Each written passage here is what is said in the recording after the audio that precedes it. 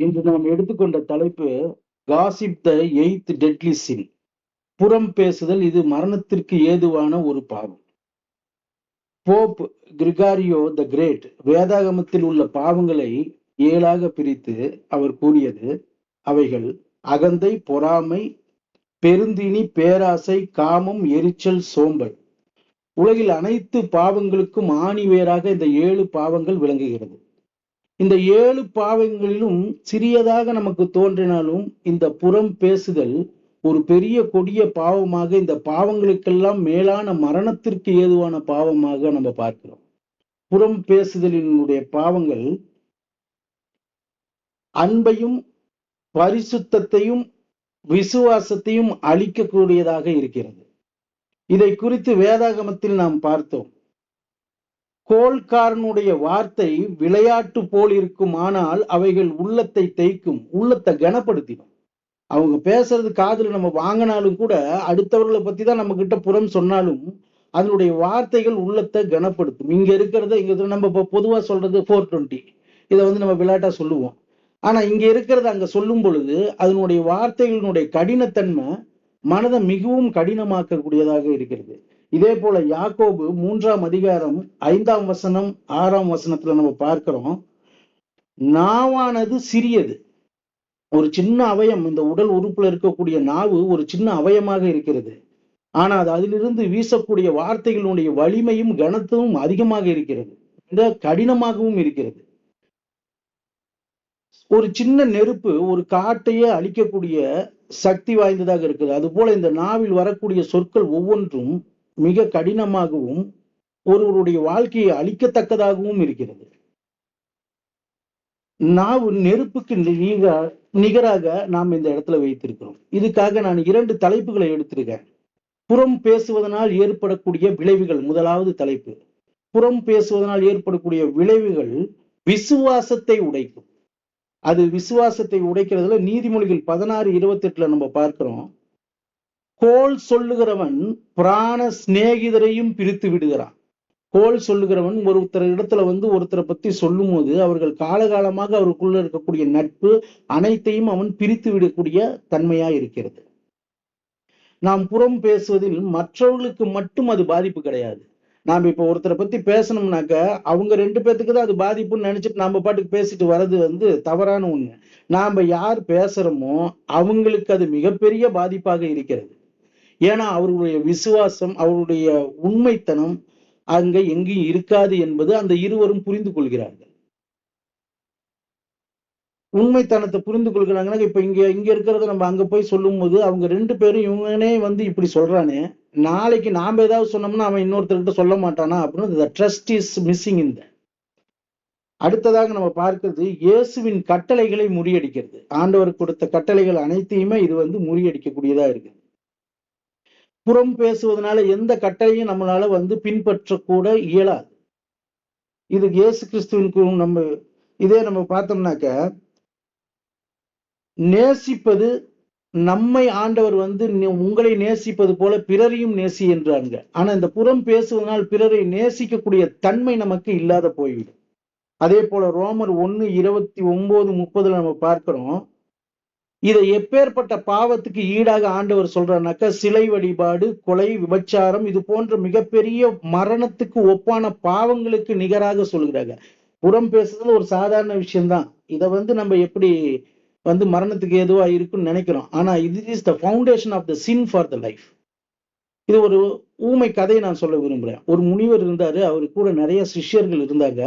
அதுல ஒரு சிஷ்யன் மட்டும் இந்த புறம் பேசும் தன்மை உடையவனாக இருந்து அங்க இருக்கக்கூடிய சமாதானத்தை சீர்குலைக்கிறவனாக இருந்தான். அந்த முனிவர் அவன் இடத்துல எத்தனையோ முறைகள் கூறியும் அவனால் அதை வந்து ஃபாலோ பண்ண முடியல. ஏன்னா அவன் மைண்ட்ல அந்த புறம் பேசுதலுடைய தன்மை, பாவம் பெருகி வளர்ந்து விட்டது. அதனால அவர் என்ன சொல்றாரு, முனிவர் அவனை கூப்பிட்டு ஒரு சாக்கு நிறைய பஞ்சுகளை கொடுத்து அதை பறக்க 4 பக்கமும் விடுங்க என்று கூறுறாரு. அவன் அதை போல பறக்க விடுறான். கொஞ்ச நேரம் கழிச்சு அந்த காலி சாக்கு பையை கொண்டு வரான். காலி சாக்கு பையை பார்த்துட்டு அந்த முனிவர், எனக்கு மீண்டும் அந்த பஞ்சு தேவைப்படுகிறது, அதை கலெக்ட் பண்ணிட்டு கொண்டு வா, அதெல்லாம் சேகரித்து கொண்டு வான்றாரு. அவன் உடனே அதுக்கு என்ன சொல்றான், அது எப்படி என்னால சாத்தியமாகும்? அது போல் உன் நாவிலிருந்து வரக்கூடிய வார்த்தைகள் அநேக துஷ்ட காரியங்களாக பறந்துவிடும். அதை நீ திருப்பியும் எடுத்துக்கொள்ள முடியாது, சீர்தூக்கி பார்க்க முடியாது. அதனால இனி இது போன்ற தவறுகளை செய்யாதுன்னு அவன் உணர்ந்து அதை இது பண்றான். உணர்ந்து அதை ரியலைஸ் பண்ணி அவன் வந்து நல்லபடியாக இருக்கிறான். இது ஒரு ஊமையாக நான் எடுத்துக்கிறேன். நம்ம இரண்டாவது தலைப்பாக நான் இதில் பார்க்கக்கூடியது, நாவை பாதுகாத்தல் மனதை புனிதப்படுத்துதலுக்கு சமமாக இருக்கிறது. இதுல லூக்கா 6ஆம் அதிகாரம் 45ஆம் வசனத்துல, நல்ல மனுஷன் தன் இருதயத்தில் நல்ல பொக்கிஷத்திலிருந்து நல்லதை எடுத்து காட்டுகிறான். ஒருத்தன் நல்ல காரியங்கள் செய்யும் போது அவன் மனசுக்குள்ள இருக்கக்கூடிய ரிமெம்பரன்ஸ் வில் பி குட். அதை எடுத்துக்காட்டாக அவன் கூறுகிறான். அந்த ரிமெம்பரன்ஸ் வந்து எல்லா இடத்திலையும் பகிர்ந்து கொள்ளக்கூடியதாக இருக்கிறது. இதே ஒரு கெட்ட மனுஷன் கெட்ட காரியங்களை செய்யும் பொழுது, புறம் பேசும் பொழுது, அந்த புறத்து இருக்கக்கூடிய அர்த்தங்களை யாரிடத்திலும் அவனால் பகிர்ந்து கொள்ள முடியாது. நாணித்து வெட்கித்து குறுகி போக வேண்டியதா இருக்கு. அதே போல நம்ம இன்னொரு காரியம் பார்த்தோம்னாக்க, புறம் பேசுதலிலிருந்து நம்மளை வந்து எப்படி நம்மளை வந்து இதுபடுத்தணும்னாக்க, ஆதாயப்படுத்திக்கணும்னாக்க, நாம தூய்மையா இருக்கணும். ஏன் நம்ம தூய்மையா இருக்கணும் அப்படின்னு பார்த்தோம்னாக்க, நம்ம ஆண்டவர் தூய்மையானவர், நல்லவர். அதனால அவரு நம்மளையும் தூய்மையானவர்களும் நல்லவர்களாக இருக்க பார்க்கிறார். இந்த புறம் பேசுதலின் பாவத்தை இருக்கிறவர் கெட்டவர்களாக இருக்கிறார்கள். அவர்கள் நாம் கெட்டவர்களுக்கு காரியங்களை நடத்துவதற்காக தான் இருப்பார்கள் ஒழிய, இந்த 10 கட்டளைகளை நாம் பின்தொடர்வதற்கு அது ஏகுவாக இருக்காது. எனவே புறம் பேசுவதை நாம் தவிர்ப்போம்.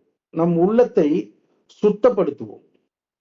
இதுக்கு ரொம்ப ஒரு முக்கியமான விஷயமாக ஆண்டவர் சொல்றது, மௌனமாய் இருப்பது மிகுந்த அவசியம்.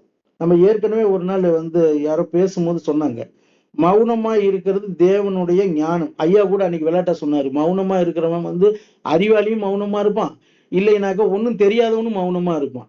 அது போல இந்த மாதிரி சமயங்கள்ல மௌனமா இருப்பது மிகுந்த ஞானம் என்று நீதிமொழிகள்ல 10:19 நம்ம பார்க்கிறோம். சொற்களின் மிகுதியால் பாவம் இல்லாமல் போகாது.